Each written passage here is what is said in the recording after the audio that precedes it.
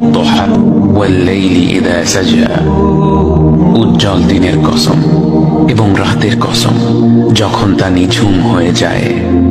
মা ওয়াদ্দাআকা রাব্বুকা ওয়া মা ক্বালা, তোমার রব তোমাকে কখনো পরিত্যাগ করেননি এবং তোমার প্রতি অসন্তুষ্ট হননি।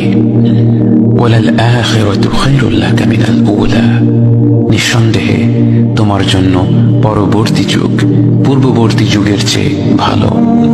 ওয়ালাসাউফা ইউতিকা রাব্বুকা ফাতারদা, আর শীঘ্রই তোমার রব তোমাকে এত দেবেন যে তুমি খুশি হয়ে যাবে।